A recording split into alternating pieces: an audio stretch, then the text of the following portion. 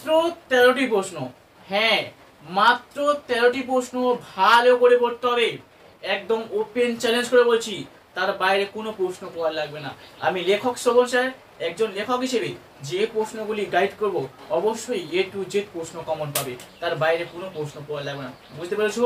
তো চলো, তোমরা যারা ওয়েস্ট বেঙ্গল স্টেট ইউনিভার্সিটি অন্তর্গত বিভিন্ন কলেজে পড়ছো, এই 2025-এ পরীক্ষা দেবে, সেকেন্ড সেমিস্টারে পড়ছো, এডুকেশন অর্থাৎ শিক্ষা বিজ্ঞান সাবজেক্ট অনার্স নিয়ে, তোমাদের পেপার রয়েছে মেজর অথবা DS2, এই পেপারের লাস্ট মিনিট সাজেশনটা একটু লিখে নাও।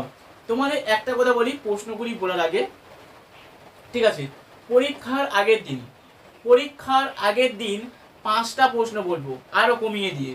পরীক্ষার আগের দিন 5টা প্রশ্ন বলবো, 5টা লাগিয়ে দেবো। তার জন্য বলবো চ্যানেলটাকে সাবস্ক্রাইব করে সঙ্গে দেখো। এখনো যারা চ্যানেলটাকে সাবস্ক্রাইব করনি, অবশ্যই চ্যানেলটাকে সাবস্ক্রাইব করে সঙ্গে দেখো, প্রত্যেকে বলছি। তো যাই হোক, যে প্রশ্ন করে করতে হবে লিখে নাও। এক জায়গা প্রশ্ন, 13টা প্রশ্ন বলেছি, 13টাই দেবো, লেখো। যে পেঁয়াজের প্রস্তাবিত জ্ঞানমূলক বিকাশের বিভিন্ন স্তরগুলি সংক্ষেপে আলোচনা করো। এই স্তরগুলি শিক্ষামূলক গুরুত্ব বৃদ্ধিত করো। এই যে পেঁয়াজের বললাম, সাথে একটা করে রাখতে হবে প্রিয়াগেট।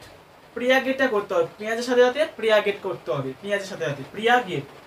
পরবর্তী প্রশ্ন 2 দাগে লেখো, শিক্ষার মনোবিজ্ঞান বলতে কি বোঝো? শিক্ষার মনোবিজ্ঞান বলতে কি বোঝো? মনোবিজ্ঞানের ধারণা সম্পর্কে লেখো। এই শিক্ষাগত মনোবিজ্ঞানের প্রকৃতি ও পরিধি সম্পর্কে আলোচনা করো। সাথে সাথে করতে হচ্ছে শিক্ষা ও মনোবিদ্যার মধ্যে বা মনোবিজ্ঞানের মধ্যে যে পারস্পরিক সম্পর্ক রয়েছে, এটা কিন্তু 5 জন্য করতে হবে। পরবর্তী প্রশ্ন, মানুষের আচরণের নিউরো শারীরবৃত্তীয় ভিত্তি ভূমিকা, মানব মস্তিষ্ক ও নিউরনের গঠন ও কার্যাবলী সম্পর্কে আলোচনা করো। সাথে সাথে 5 জন্য করতে হবে সিনাপটিক ট্যাক্সোমিনস এবং অ্যাবডোমিনালস গ্রন্থির ধারণা টিকা করতে। পরবর্তী প্রশ্ন, সংবেদন এবং উপলব্ধির ধারণা সম্পর্কে আলোচনা করো। পরবর্তী প্রশ্ন 5 দাগে লেখো, মানব উন্নয়নের ধারণা, নীতি, প্রকারভেদ এবং পর্যায়গুলি সম্পর্কে ধারণা দাও।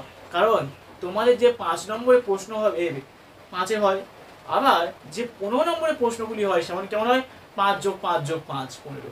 সেই জন্য আমি একত্রিতভাবে প্রশ্ন রেখেছি। কারণ কি, 5 যোগ 5 যোগ 5, অনেক সময় 10 যোগ 5, এইভাবে প্রশ্ন হয়। সেই জন্য চারটা আমি একসাথে রেখেছি, বোঝাতে পারলাম? তো চলো পরবর্তী প্রশ্ন লেখো, কোহলবাগের নৈতিক বিকাশ তত্ত্বটি আলোচনা করো। সাথে সাথে তাৎপর্য। তারপরে এরিকসনের মনোসামাজিক তত্ত্ব আলোচনা করো, সাথে সাথে তাৎপর্য। পরবর্তী প্রশ্ন 8 দাগে, গোয়েন্দার ধারণা ও সুযোগ সম্পর্কে আলোচনা করো। পরবর্তী শেখার ধারণা এবং সুযোগ সম্পর্কে আলোচনা করো। পরবর্তী 10 দাগে প্রশ্ন, শেখার বা শিখন বলতে পারো, শেখা বা শিখন বলতে পারো, মনোযোগ, পরিপক্কতা, প্রেরণা ও আবেগ প্রভাবিত করার কারণ করতে হচ্ছে, আর শুধুমাত্র ধারণা, এগুলো প্রত্যেকটা। পরবর্তী প্রশ্ন করবে 11 দাগে, শিক্ষার তত্ত্ব সম্পর্কে আলোচনা করো। শিক্ষার তত্ত্ব, শিক্ষা বা শিখনের তত্ত্ব, ভালো শোনো, শিক্ষা বা শিখন বলবে, শিখনের তত্ত্ব পাবলস কি আছে, পাভলভ, স্কিনার, বান্দুরা এবং ভাইগটস্কি, এইগুলো টিকা করবে। এর মধ্যে বেশি ইম্পর্টেন্ট তোমাদের স্কিনার, বান্দুরা, ভাইগটস্কি।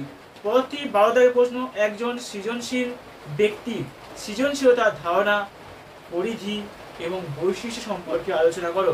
পরবর্তী প্রশ্ন 13 দাগের, বুদ্ধিমত্তা, সৃজনশীলতা এবং শিক্ষার মধ্যে আন্তর্জাতিক যে পারস্পরিক সম্পর্ক রয়েছে, এটা কিন্তু অবশ্যই তোমরা পড়ে যাবে, এর বাইরে কোনো প্রশ্ন করতে লাগবে না।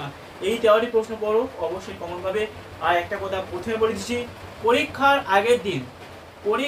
আগের দিন যে 5টা প্রশ্ন বলবো, সেই 5টা দাগে দাগেই পড়বে।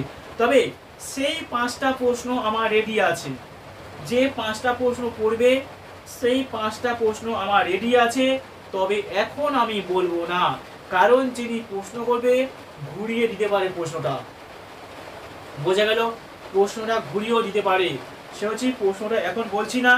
এই 5টা প্রশ্ন যেটা বলবো সেটা এই প্রশ্নের মধ্যেই থাকবে। অবশ্যই এই প্রশ্নগুলি এখন থেকে ভালো করে পড়ো, পরীক্ষার আগের দিন সাজেশন তোমরা পেয়ে যাবে। সে বলছি অবশ্যই চ্যানেলটিকে সাবস্ক্রাইব করে সঙ্গে দেখো। তো ভিডিওটি বেশি বড় করবো না, সবাইকে বলবো লাইক করো, কমেন্ট করবো, বন্ধুদের মধ্যে বেশি বেশি পরিমাণে শেয়ার করবে, আর চ্যানেলটাকে অবশ্যই সাবস্ক্রাইব করবে। আর নিজেরা যদি কলেজে গ্রুপ বানিয়ে থাকো গ্রুপে শেয়ার করবে। শোভন চ্যানেল কিন্তু ছোট চ্যানেল নয়, আগে একটা চ্যানেল ছিল এই নামে, দুর্ভাগ্য কারণ বলে তো বন্ধ হয়ে যায়। তো যাই হোক, তোমাদের জন্য আবার দিন রাত এক করে সাজেশন চ্যানেল করেছি। তোমাদের বলবো চ্যানেলটাকে সাবস্ক্রাইব করে শুধুমাত্র সঙ্গে দেবো, তোমরা উপকৃত পাবে। যেমনটা ওই চ্যানেলে আগে পুরাতন চ্যানেল যেটা ছিল, যেটা বন্ধ হয়ে গেছে, তোমার দাদা দিদা যেমনটা উপকৃত পেত এবং লাভবান হতো, তোমরাও পাবে। সেটা বলছি অবশ্যই চ্যানেলটাকে সাবস্ক্রাইব করে সঙ্গে থেকো। তোমাদের কলেজের গ্রুপগুলিতে বেশি বেশি পরিমাণে শেয়ার করে দিও, এবং যারা অনলাইন এবং অফলাইন ক্লাস করতে চাইছো নিচে দেওয়া নম্বরে ফোন করে কন্ট্যাক্ট করো, এবং আমার নিজের লেখা নোটস সম্পূর্ণ নিজের লেখা জন্য তোমরা উত্তর সংগ্রহ করার জন্য যোগাযোগ করো। কোনো ChatGPT কোনো গুগল থেকে পাবে না আমার নিজের লেখা নোট। এখনকার ইউটিউবাররা কি করছে, ChatGPT গুগল থেকে তোমাদের উত্তরগুলো দিচ্ছে, অশিক্ষিত পণ্ডিতের মতো ভুলভাল উত্তর নিয়ে দিয়ে দিচ্ছে। পড়ো না, টেক্সট বই পড়া অভ্যাস করো। টেক্সট বই পড়ার অভ্যাস অবশ্যই করা দরকার, কারণ তোমরা পরবর্তী যখন চাকরির পরীক্ষা যাবে তখন লাইন তুলে শর্ট প্রশ্ন হবে, 1 নম্বরে প্রশ্ন, তখন কিন্তু কোনো বড় প্রশ্নের গল্প থাকবে না। বড় প্রশ্ন তুমি বানিয়ে লিখতে পারবে, কিন্তু শর্ট প্রশ্ন বানিয়ে লিখতে পারবে না। একদম সঠিক উত্তর তোমাকে দিতে হবে। তার জন্য তোমাদেরকে বলবো টেক্সট বই পড়া অভ্যাস অবশ্যই করতে হবে। আবল থাবল ভ্রান্ত ইউটিউবারদের কাছে যেও না, আমি সাবধান করে দিচ্ছি। টেক্সট বই পড়া অভ্যাস করো। একজন লেখক হিসেবে যে ভাবে বলছি, অবশ্যই মন দিয়ে শোনো, পরীক্ষা দাও, লাভবান হও, উপকৃত হও, আমি এটাই চাই, তাছাড়া বেশি কিছু চাই না। তোমরা যদি ভালো নম্বর পাও তাহলে এটাই আমার সার্থকতা পাবে, তাছাড়া কোনো সার্থকতা নয়। তোমরা যদি ভালো নম্বর পাও, মার্কস পাও, এটাই আমার সার্থকতা, তাছাড়া কিছু নয়। অবশ্যই টেক্সট বই পড়ো, ভালো ফলাফল লাভবান পাও, অবশ্যই এটাই আমি চাই।